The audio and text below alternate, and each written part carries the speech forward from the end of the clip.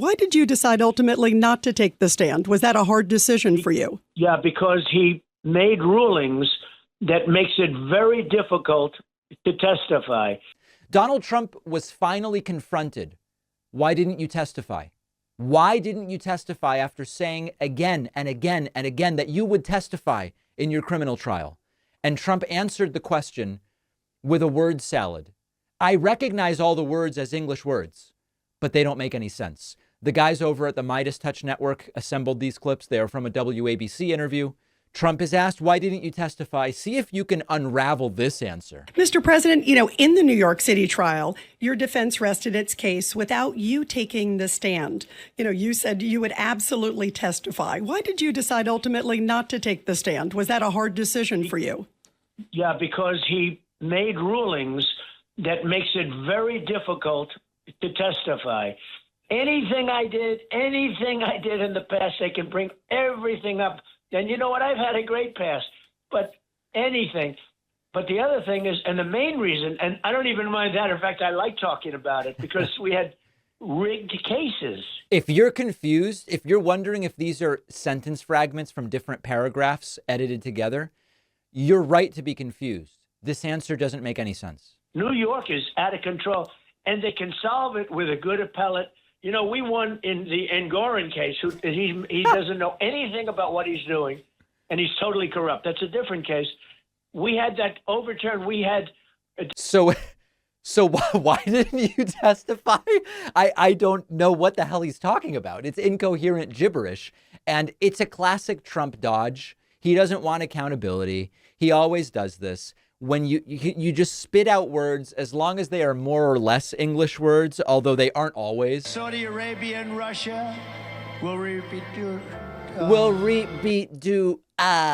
Anyway, as long as they're mostly English words, his followers will fill in the blanks. They'll interpret it in the most charitable way possible. Trump didn't testify, despite endlessly saying he would, because they're all just so unfair and whatever. Trump insists during the same completely bonkers WABC interview, he didn't commit a crime because his friends said so. His friends on Fox News said he didn't commit a crime. If you look at Jonathan Turley, if you look at Andy McCarthy, I mean, any of them, Greg Jarrett is incredible people. These are all incredible people. Dershowitz, incredible people. Every one of them said, this is a sham case. There's no crime. Trump's friends don't think he's guilty, so that certainly should carry some weight, I guess. I don't know with who. And lastly, during this bonkers interview, Trump says immigrants are coming to the United States with contagious diseases. And it's funny because I don't remember Trump ever caring about contagious disease. And now if you look, and I say it all the time, they're coming in from prisons and jails. They're coming in from mental institutions and insane asylums, which is a step above. They're coming in as terrorists. Many terrorists are coming in. Right. And people are coming in with very contagious disease. It's all of a sudden you see there's a run on tuberculosis. There's a run on things that we haven't talked about for years in this country. And, it's a very horrible thing they're doing to our country. And they're coming in totally unvetted, unchecked. And they're not just coming from South America. They're coming from Africa. The Congo is sending a lot of people. Sending a lot of people, but they're coming in from Africa. They're coming in from Asia. They're coming in from all over. This is a wild xenophobic rant. They're coming in from the Middle East, Yemen, a lot of Yemen. They're coming in, as you know, from China. But they're just pouring in. We have no idea who they are, where they come from. We have no idea. They speak languages we don't even know about. We have people with languages that we know nothing about. I mean, it's crazy. I don't know why. When Trump's xenophobic ranting on this devolves into they speak languages we don't even know anything about, how stupid is that? I mean, that is just bottom of the barrel. And again, since when does Trump care about contagious disease? Now all of a sudden it's, there's contagious disease coming in. When Trump tells you who he is, believe him. This is who he is, and it's very, very ugly stuff. Let's take a very quick break. We'll hear from a sponsor or two, and I'll be right back with more. In today's insane media landscape, to stay informed and prepare for the show, I turn to trustworthy publications of record like The Washington Post. No one can beat The Washington Post's track record of investigative journalism and speaking truth to power. And now The Washington Post is a sponsor of The David Pakman Show.